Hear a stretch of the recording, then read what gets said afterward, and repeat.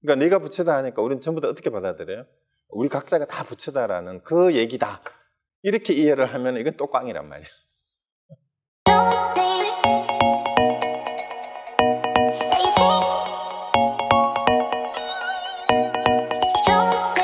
이어서 하겠습니다. 그 227페이지입니다. 전등에 내려 한번 보십시다. 자, 여기서 나오는 내용이 이 임재 스님이 어떻게 이렇게 법맥을 이어받았나 하는 그 내용을 얘기하는 거예요. 그 스님들이 나의 불법은 분명하게 이어져 온 것이다. 그러니까 이제 자기 주장만 하는 것이 아니라 옛날 그 전대에 큰 스승들, 스님들로부터 그러니까 분명하게 법맥을 이었다라는 걸 이제 자기 이제 얘기하는 거죠. 그러니까 이제 전에도 우리 법맥도 얘기를 했듯이 내가 이 공부를 하는 것은 내 단순한 주장이 아니라 선대에 조사들이 전해져 내려온 거다. 이제 이 양반들 그 얘기를 하는 거예요. 그 나의 불법은 이제 분명히 이어졌는데 마곡 스님, 다나 스님, 동토의 도일 스님, 마저 도일이죠. 여상과 석공 스님 등이 함께 행하여 천하에 두루 퍼졌다. 그래서 여기 이제 주석에 각각 스님들이 쭉 있는데 거기 보면은 다 이제 육조 해능대사 다음에 이제 남악 회양하고 그다음에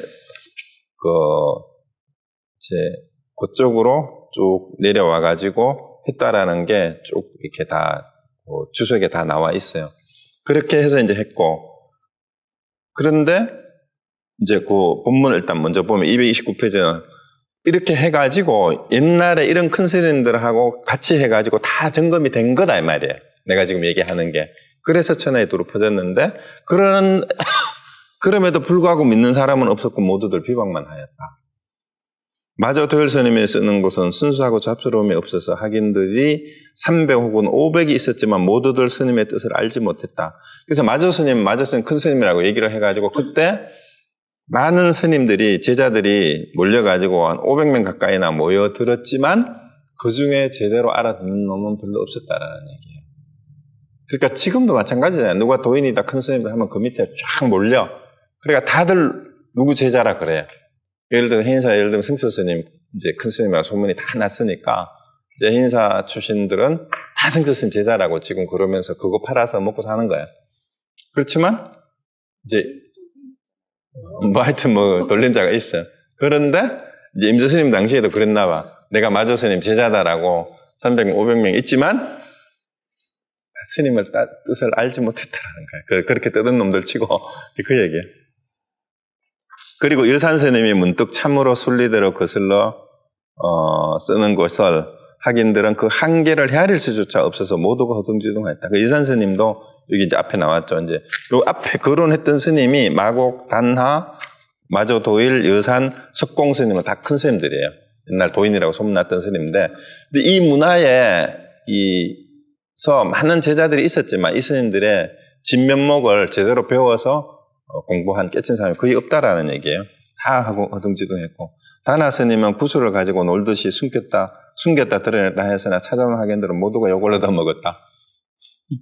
그 다음에 마곡 스님이 쓰는 것은 항벽나무처럼 쓰디써서, 이 항벽나무는 거기 밑에 항벽 스님이 아니고 그 229페이지 맨 밑에 주석에 686에 이게 무슨 나무인데 굉장히 썼는가 봐요.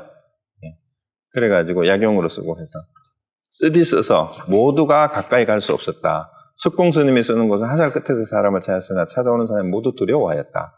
옛날 도인들 몇 사람 큰 스님 얘기를 이렇게 다 나놓고 이걸 제대로 얻어간 사람이 없다 했는데 왜 그런 길을 한번 보면 먼저 다시 227쪽으로 다시 돌아오면은요, 이 마곡 스님부터 이제 요 해설을 다 해놨는데 특별히 여기서는 이제 구체적인 에피소드가 안 나와요. 그래서 일단은 이제 놔두고 그 다음에 다나 천년 스님은 우리 한국 선불교에 관심 있는 사람들한테는 굉장히 많이 알려진 스님이에요. 알려진 스님인데 이쪽에 한번 읽어봅시다. 그 주석 한번 봐요.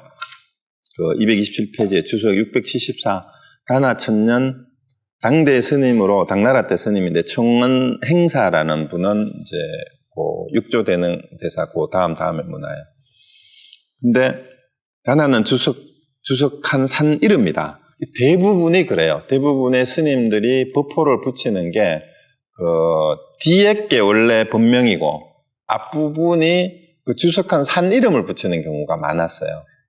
그래서 우리나라에도 옛날에 왜 그런 경우가 많이 있었고 어른들 이름 부를 때도 태코라 그러는 거 알아요? 그 다음에 옛날 아주머니들, 할머니들 이름 부를 때 뭐 영천댁, 상주댁, 뭐 전주댁 하듯이 그 출신지를 붙이는 것처럼 그렇게 했어요. 그 다음에 거기 이제 그래서 다나는 주석한 산 이름인데 일찍이 유학을 배우고 과거에 응시하기 위해 장안으로 가던 중 한 선승으로부터 관리가 되기 위한 과거보다는 부처가 되기 위한 과거가 훌륭하다는 얘기를 듣고 마저 도일 스님을 칭견한 후에 석두 희천의 문화에서 3년 사망을 했다. 그 후 다시 마저 문화에 이르러 수행하던 어느 날 법당에 들어가서 여기서 이제 이게 나와요. 성상에 목에 걸터 앉았다라는 얘기를 이제 부처님 불상 위에 목을 걸치고 앉았다는 얘기야. 그러니까 대중이 크게 놀라 마저에게 고하자. 이 마저 스님하고 이 벌써 이게 통하는 거야. 마저가 법당에 들어가 보고는 천년하도다 이랬단 말이야. 이러니까 바로 내려와서 예배드리며 스님께서 주신 법호 감사합니다. 이래가지고 천년이 된 거야. 이름을. 그러고는 이로부터 천년에 칭해지겠다. 그는 천태산 하정무에 머물기를 3년 경상도흠을 칭견하고 이랬더니 스님 이름이에요. 은하연중의 낙동의 영문 향산에서 보구자재와 사귀었다. 또한 낙양의 해림사에서는 불상을 태워 추위를 녹이는 등의 기행이 있었다. 이게 이제 많이 알려졌어요. 이 얘기 다 알죠? 이름은 잘 몰라도. 그래서 겨울철에 어디 이제 다니다가 다른 절에 여기 해림사죠? 해림사를 갔는데 방이 객실이 너무 추워서 법당에 들어가 보니까 목불이야 마침. 그래가지고 불상을 부엌에 가지고 와가지고 쪼개가지고 군불을 떼가지고 따뜻하게 잤다는 얘기인데 근데 아침에 일어나서 주지스님 보니까 이제 불상이 없어졌어. 그러니까 불상이 어디 갔냐 하고 보니까 그 이제 방이 추워가지고 그게 뗐다 그러거든. 그러니까 막 이제 노발대발하고 아니 어떻게 부처님을 거기 뗄 수가 있냐고 막 노발대발 하는데 다나 처녀는 그 아궁이 앞에서 부지깽이를 들고 그 재를 이렇게 뒤적이고 있는 거야. 그래서 야 이놈 거기서 불상을 태워놓고 뭐 하고 있냐 이러니까 살이 참는다. 그러니까 이 지주스님이 불상에 무슨 사리가 나오냐고 그러니까 아니 부처님을 태웠다고 하도 그래가지고 난 부처님을 화장했으니까 사리가 나올 거 아니냐고 했다라는 이 얘기가 그 스님이 바로 다나천년이에요. 그러니까 정말로 걸림이 없는 스님이고 이 두 가지만 봐도 그렇잖아요. 부처님 목에 걸터 앉았다라는 얘기하고 진짜 불상을 이랬다면 이게 사실인지 전설인지 모르지만 지금 만약에 누가 그랬다 맞아 죽지. 맞아 죽어. 그 다음에 손해배상 청구하고 그렇게 그죠? 문화재태가 근데 이런 사람 그 옛날 도인들이 이랬단 말이야. 그래, 그 다나천년 스님이에요. 그래서 나중에 단양 다나산에 주석하자 학도 300여 명이 운집하여 대사원을 이루었다. 장경 6월에 입장해. 그런데 그때 86세까지 사셨어요. 그거 지통선사라는 시호를 내렸다 그랬는데 여기에 300명이 이제 다나천년 스님 밑에 배우러 갔지만 이제 임재 스님의 평가는 뭐예요? 그 229페이지에 나오잖아. 다나 스님은 그 밑에서 본문 셋째 줄이에요. 구슬을 가지고 놀듯이 숨겼다 드러냈다 하였으나 찾아오는 학인들은 모두가 욕을 얻어먹었다. 가가지고 도인이라고 찾아가봤더니 전부 욕만 먹고 돌아갔다는 얘기지. 제대로 못하고. 그 다음 마저 도일 스님 앞에서도 뭐 얘기가 많이 나왔어요. 그죠? 뭐 평상시 시도니 즉심시불이니 이런 얘기를 많이 해서 즉심시불 하면은 이제 마저 스님 이제 본문처럼 이렇게 나와 있는데 거기 228페이지에 그 주석에 675가 마저 도일 스님의 그 얘기에 쭉 나오는데 마지막 부분에 한번 보세요. 거기 그 주석 문장의 밑에서 한 넷째 줄, 다섯째 줄에 그의 가풍은 평상심시도 즉심지불을 표방하는 대기 대용이었다. 당시 사람들이 강서 마조와 호남 석도를 승계의 쌍벽이라고 했었다. 그다음 문화의 백장해의 서당지장 남전보원 남전스님이고 남전스님 제자가 누구예요? 바로 조조스님이에요. 그리고 연간 제한 대매법상이 있는데 오늘 제가 이제 자주 얘기했던 거이시고 한데 또 대매 스님 얘기를 이제 처음 오신 분들은 못 들었을 것 같은데 즉심시불이라는 화두가 있어요. 이제 즉심시불이라고 마조 스님이 했다는 얘기인데 이제 이 대매법상이라고 하는 이 스님이 마조 스님 제자인데 이제 대매법상이 마조 스님을 찾아가가지고 어떤 것이 부처입니까? 하고 물었는데 그 대답이 즉심시불이었어요.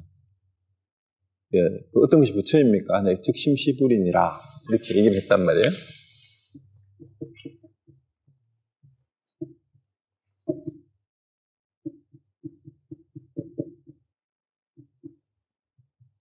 근데 대매는 이 말에 바로 깨달았대.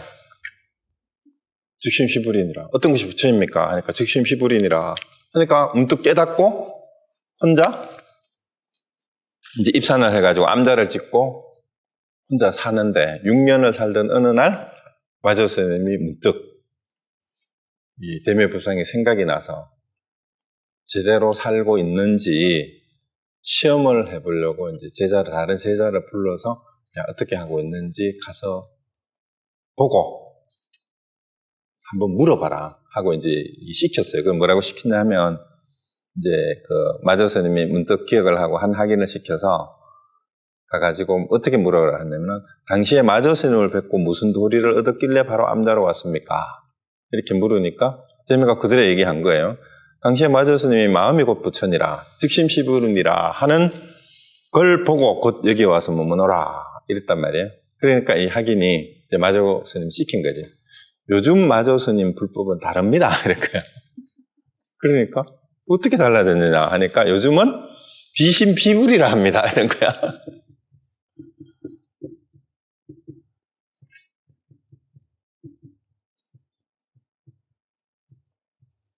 마음도 아니고 부처도 아니다라고 얘기를 하는 거예요.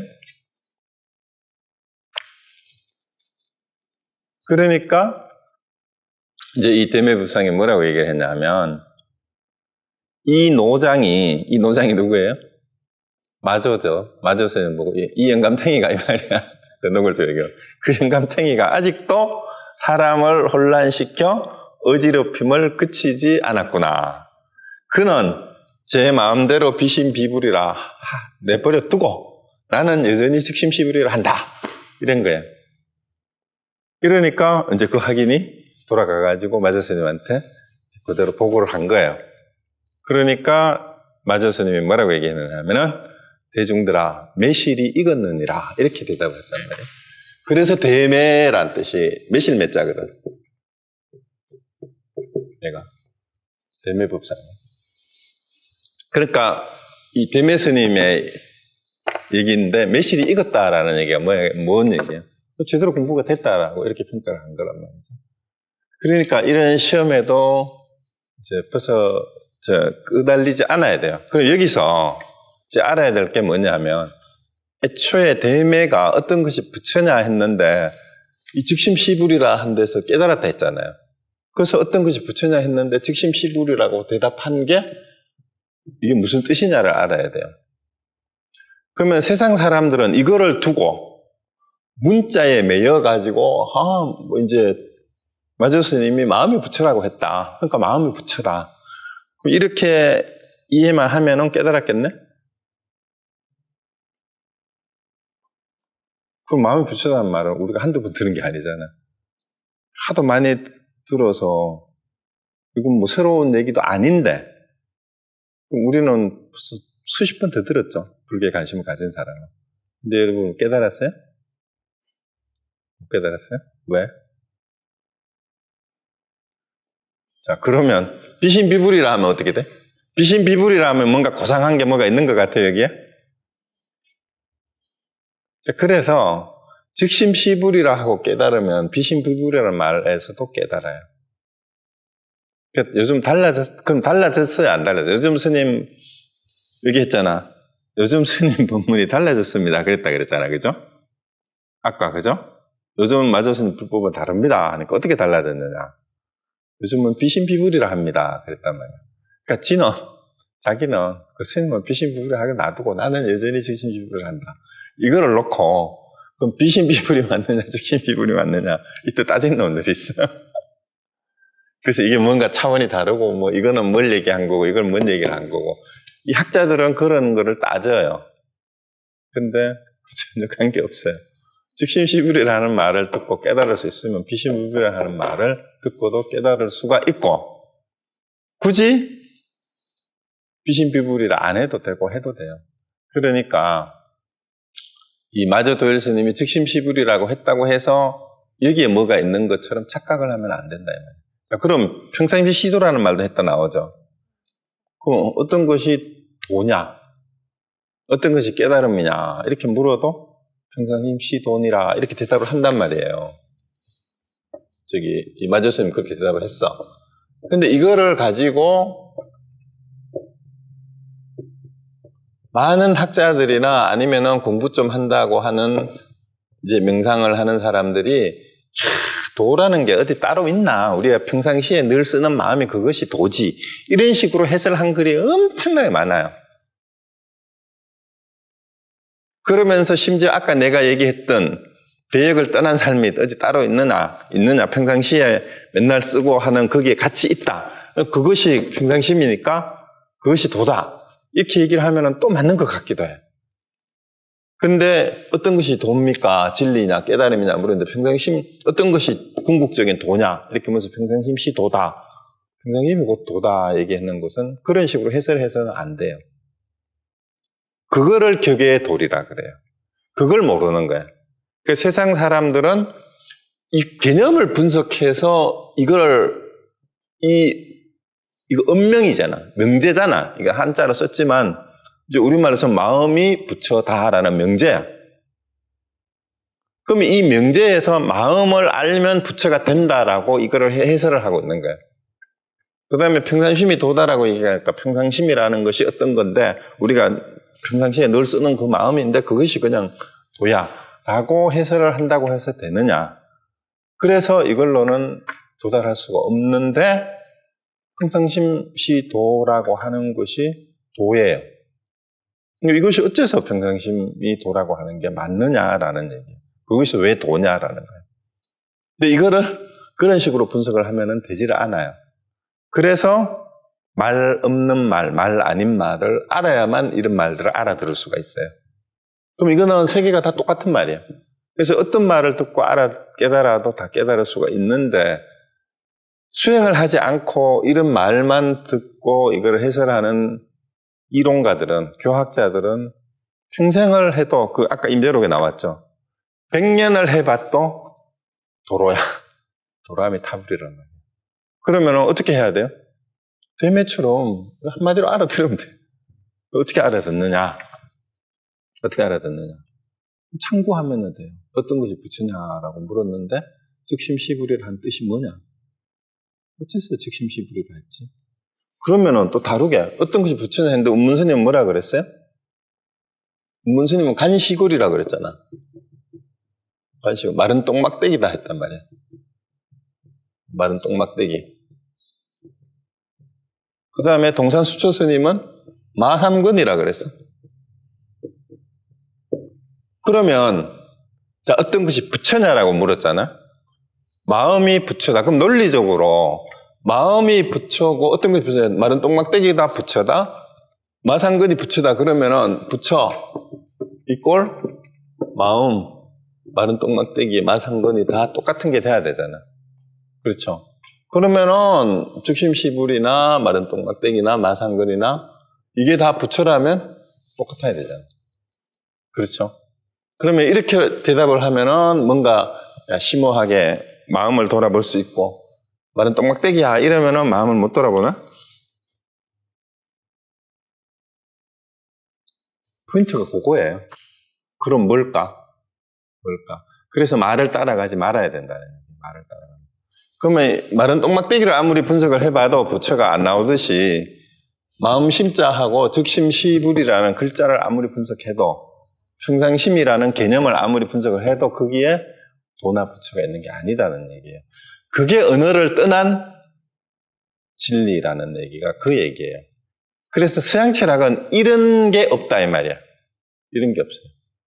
이건 어디에만 있느냐 하면은 진짜 선불교에만 있고, 그 다음에 이걸 눈치챈 사람이 노자하고 장자는 이걸 눈치를 챘어.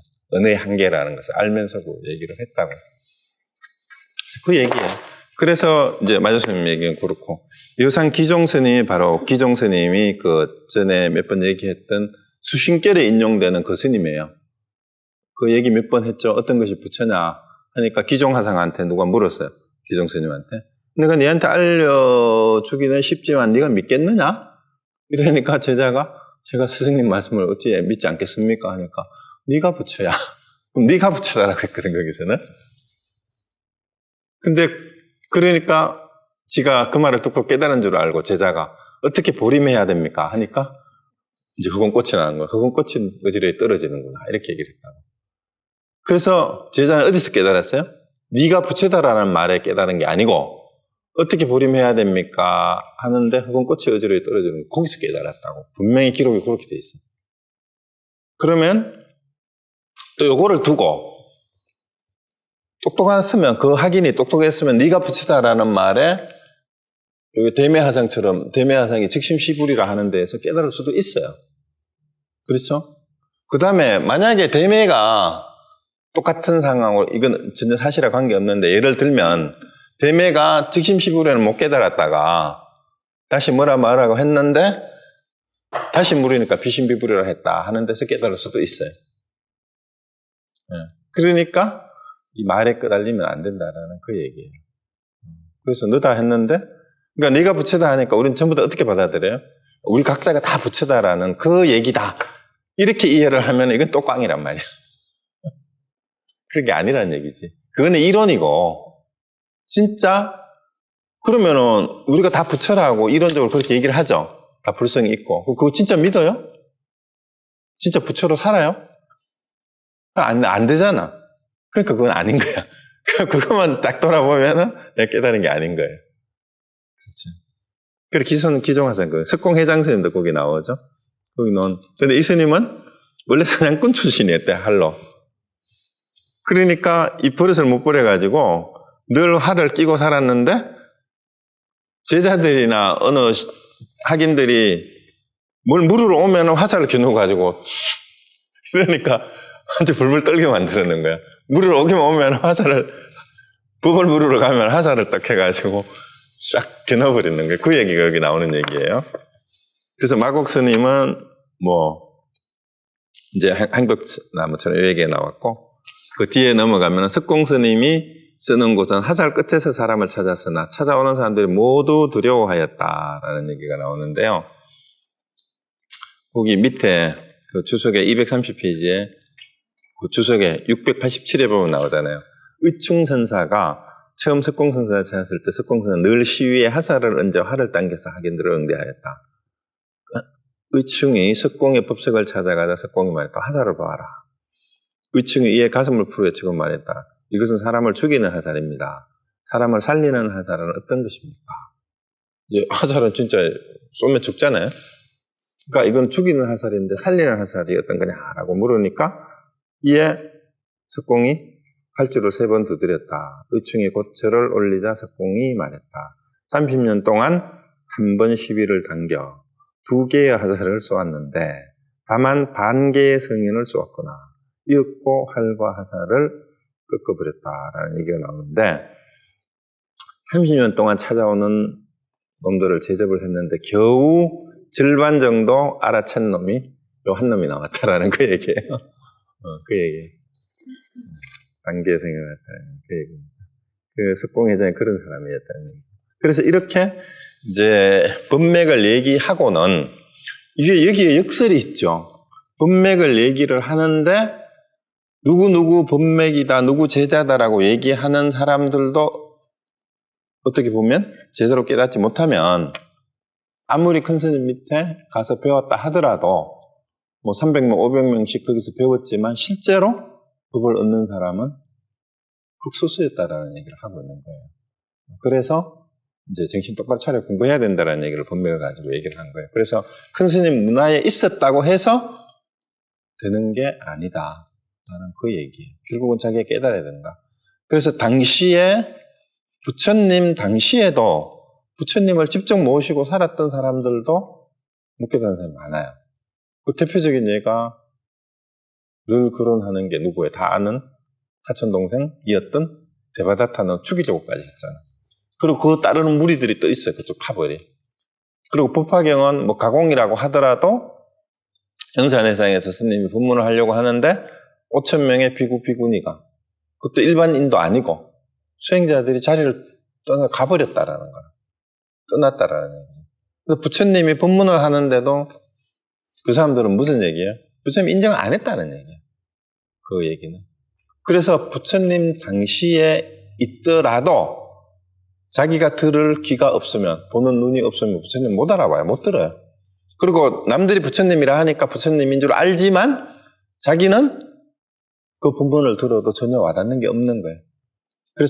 그래서 정말로 어떻게 공부를 해야 되냐. 그래서 그 다음 페이지가 이제 우리 아까 얘기했던 연극이라는 얘기하고 관계가 돼요. 옷 입는 사람 했는데 옷이 전부 배역일 뿐이에요. 옷이 바로 계급장이고 이름이에요. 그 얘기입니다.